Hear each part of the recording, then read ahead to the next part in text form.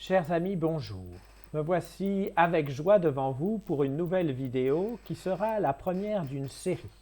En effet, j'ai choisi de vous accompagner pendant tout ce temps de Pâques en relisant avec vous l'ensemble des textes qui nous parlent du ressuscité dans les 4 évangiles. En fait, je vais me laisser guider par la méditation du chemin de lumière que je vous ai proposé la dernière fois.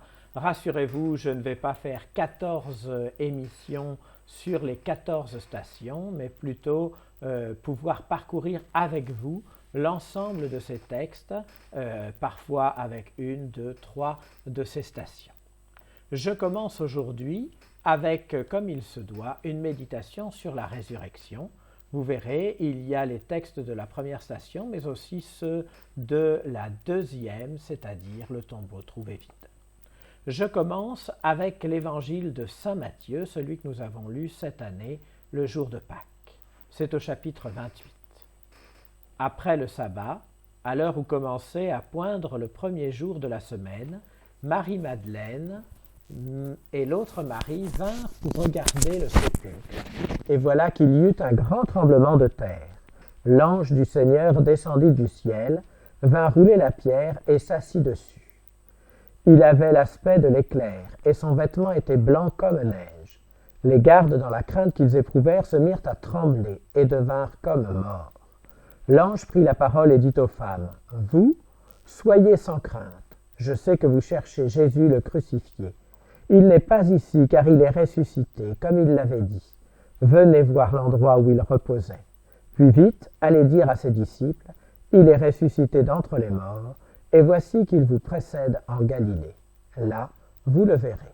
Voilà ce que j'avais à vous dire. » Eh bien, frères et sœurs, ce texte est riche d'enseignements. Je ne vais pas essayer de tout vous dire de ce texte, mais plutôt de vous parler du ressuscité lui-même. C'est cela qui m'intéresse pour aujourd'hui. La première des choses que je vais vous dire, c'est que les femmes ne sont pas témoins de la résurrection. La résurrection, ce n'est pas quelque chose qu'on voit. Elles sont témoins d'un tremblement de terre.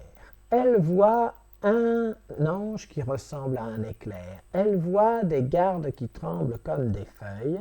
Et puis, le tombeau s'ouvre, la pierre est roulée et Jésus n'est pas dedans. La résurrection, ce n'est pas quelque chose qu'on voit, mais c'est quelque chose qu'on reçoit. L'ange leur dit, « Je sais que vous cherchez Jésus le crucifié. Il n'est pas ici. Il est ressuscité. Allez dire à ses frères qu'il est ressuscité d'entre les morts et qu'il vous précède en Galilée. » Vous voyez, c'est très simple. Elle voit un tremblement de terre, mais Jésus n'est pas dans le tremblement de terre. Elle voit un ange qui ressemble à un éclair de feu, mais Jésus n'est pas dans le feu. Elle voit des gardes qui tremblent comme des feuilles lors d'un ouragan, mais Jésus n'est pas dans l'ouragan. Et puis elles entendent le doux murmure de la voix d'un ange qui leur dit « N'ayez pas peur, je sais que vous cherchez Jésus. Il n'est pas ici, il est ressuscité. » C'est lui qui leur donne la nouvelle. La bonne nouvelle, elle est dans cette douce voix. Vous comprenez où je veux en venir? C'est l'apparition d'Élie sur la montagne. Il avait vu un tremblement de terre, un feu, un ouragan, et Dieu n'était pas dedans. Et puis il avait entendu le son d'une brise légère, et il s'était couvert le visage parce qu'il savait que Dieu était là. La résurrection, c'est quelque chose comme ça. Quelque chose qu'on ne va pas voir de tonitruant. Ça, ce sera pour la venue du Seigneur à la fin des temps. Il viendra sur les nuées et tout le monde le verra d'un coup. Mais la résurrection, c'est quelque chose qui se reçoit. Elles l'ont reçu de la parole de l'ange. Nous, ou les apôtres l'ont reçu de la parole de Marie-Madeleine. Et nous le recevons de la parole des apôtres et de la parole de ceux qui ont cru depuis 2000 ans. C'est quelque chose qui me semble merveilleux et fondamental. Parce que ça veut dire que la résurrection n'est pas quelque chose qui se voit avec les yeux. La résurrection n'est pas quelque chose de matériel. Elle n'est pas quelque chose de notre monde. Oh, bien sûr, elle se passe dans notre monde et elle impacte notre monde.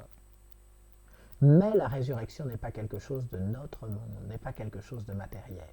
Ça n'a rien à voir avec Lazare qui retrouve la vie, avec la fille de Jaïr qui retrouve la vie, avec la fille de la veuve de Naïm qui retrouve la vie, parce que dans chaque cas, ils ont été présentés à ceux qui les aimaient pour qu'ils puissent reprendre leur vie d'avant.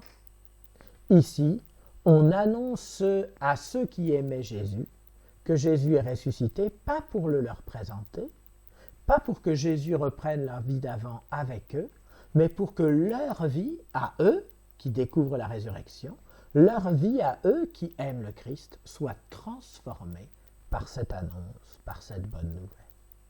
Vous voyez, le Christ ne va pas reprendre la vie comme avant parce qu'il est désormais passé dans un autre monde. Un monde où la vie est permanente, où la matière ne retient pas celui qui vit, mais il domine la matière. Jésus a un corps, il le montrera à ses disciples. Jésus a un corps qui est son corps, marqué des signes des clous. Et pourtant, il est tout autre. Il n'est pas limité par les lieux, il n'est pas limité par les endroits. Voilà que la résurrection est quelque chose de nouveau qui transforme Jésus parce qu'il est dans un autre lieu. Pour mieux me faire comprendre, je vous lis le deuxième texte, c'est Pierre et Jean au tombeau. Ils couraient tous les deux ensemble, mais l'autre disciple courut plus vite que Pierre. Il arriva le premier au tombeau. En se penchant, il s'aperçoit que les linges sont posés à plat, cependant il n'entre pas. Simon-Pierre, qui le suivait, arriva à son tour, il entre dans le tombeau. Il aperçoit les linges posés à plat, ainsi que le suaire qui avait entouré la tête de Jésus, non pas posé avec les linges, mais roulé à part, à sa place. C'est alors qu'entra l'autre disciple, lui qui était arrivé le premier, au tombeau, il vit et il crut. Je m'arrête quelques instants sur ces histoires de linges. Vous voyez, ils sont à plat.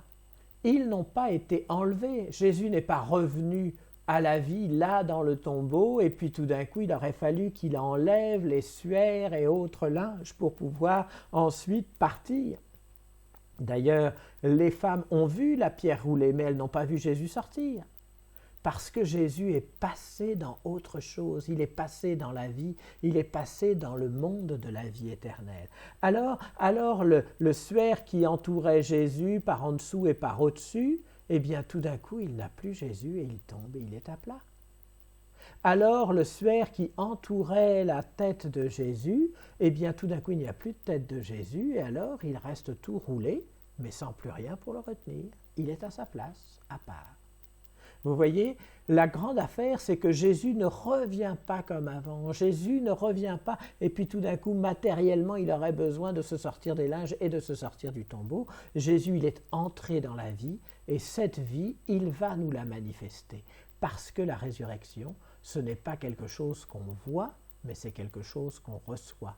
Ce n'est pas quelque chose que Jésus nous montre, c'est quelque chose que Jésus nous révèle. Alors, quand le disciple entre dans le tombeau, ce qu'il voit, c'est les linges, mais ce qu'il croit, c'est que Jésus est vivant à jamais, qu'il a vaincu la mort et qu'il est maintenant dans la vie. Vous comprenez? Il voit et il croit. Ce qu'il croit, ce n'est pas ce qu'il voit. Ce qu'il croit, c'est que Jésus est ressuscité, qu'il est entré dans la vie et que désormais, plus rien ne pourra lui faire de mal. Parce que la mort, parce que le mal ont été vaincus par lui. Un jour, nous serons comme cela. La matière, les maux, la mort ne pourront plus rien contre nous parce que nous serons passés dans une vie nouvelle. Voilà le premier enseignement que je voulais vous donner. Jésus ressuscité ne revient pas dans le monde comme il était avant. Jésus ressuscité est dans le monde comme quelqu'un qui n'appartient plus au monde, mais à la vie. Il est inutile de dire « il est ici » ou « il est là ». Il nous l'avait averti. Le jour où le Christ reviendra, il sera sur les nuées du ciel et il sera comme un éclair qui va de l'Orient à l'Occident, partout en même temps. Mais pour l'instant, il se contente de nous révéler qu'il est ressuscité et de nous permettre de recevoir cette bonne nouvelle.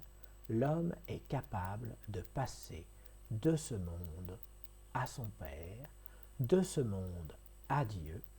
Il est capable de passer de la vie sur terre à la vie éternelle. Soyons dans la joie et recevons cette bonne nouvelle avec allégresse. Alléluia!